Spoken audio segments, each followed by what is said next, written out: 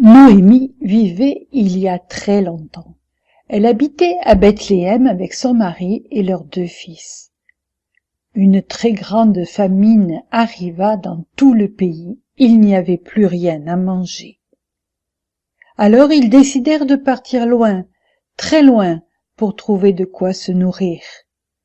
Ils arrivèrent dans un pays étranger, un pays païen, un pays qui ne connaissait pas Dieu.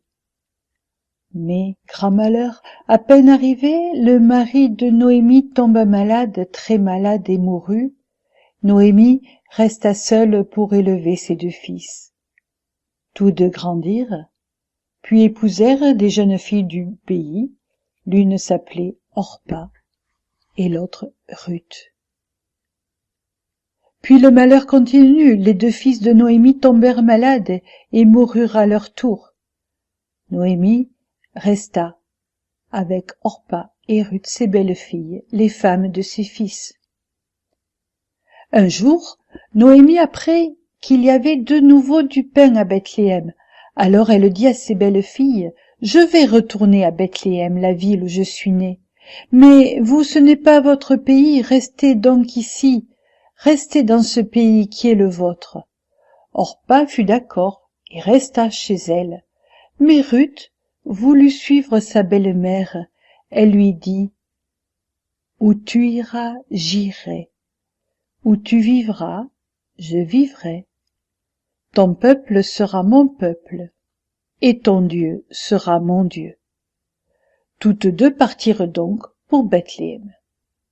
Quand elles arrivèrent, c'était le temps des moissons, la saison où l'on ramasse l'orge et le blé.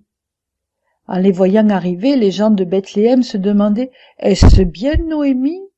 Nous ne l'avons pas vue depuis longtemps, nous avons du mal à la reconnaître. Mais qui est cette jeune femme étrangère qui l'accompagne ?» Noémie et Ruth n'avaient rien à manger, rien pour vivre. Ruth alla donc dans les champs pour glaner, pour ramasser les épis de blé qui restaient par terre après le passage des moissonneurs. C'est ainsi qu'elle arriva dans un champ qui appartenait à un homme du nom de Boz. Boz, intrigué de voir la jeune femme venir chaque jour ramasser les épis restants dans les champs, demanda « Qui est donc cette jeune femme ?»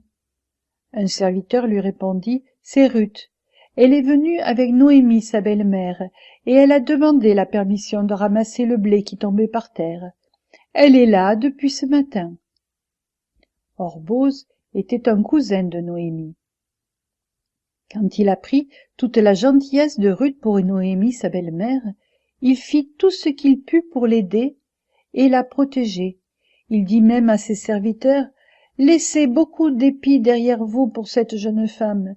Permettez-lui aussi de manger et de boire avec vous. » Et quand il déjeunait avec elle, Boz lui faisait griller tellement de grains qu'elle ne pouvait tout manger. Ruth continuait donc de glaner dans les champs, ce qui lui permettait le soir venu de rapporter à Noémie tout ce qu'elle avait ramassé. Un jour, Noémie, tout étonnée de la voir ramener tant d'épis, lui demanda où elle avait pu en trouver autant. Ruth lui répondit « Dans les champs de Boz. » Alors Noémie comprit et lui dit « Boz est un cousin. Tu peux aller tous les jours dans ses champs, il prendra soin de toi. » Ruth continua de glaner dans les champs jusqu'à la fin de la moisson. Arriva le moment de trier tout le grain récolté avec un grand tamis. Le soir venu, Boz alla dormir auprès du tas de grains. Ruth vint tout doucement dans la nuit se coucher à ses pieds. Boz se réveilla tout étonné de la voir. Elle lui dit « Je suis Ruth, ta servante. » Au matin, Boz lui donna 6 parts de grains et elle rentra chez Noémie. Touché par la fidélité de Ruth envers sa belle-mère, Boz décida de l'épouser. Ils eurent un petit garçon que la vieille Noémie serrait sur son cœur avec joie. Les voisines remerciaient Dieu en disant « Dieu est bon, il y a maintenant un fils dans la maison de Noémie, un enfant nous est né. Ce fils, c'est le grand-père de David, et donc l'arrière-arrière-arrière-arrière-grand-père de Jésus qui naîtra lui aussi à Bethléem, la ville de Noémie, la ville de Ruth, la ville de David, la maison du pain.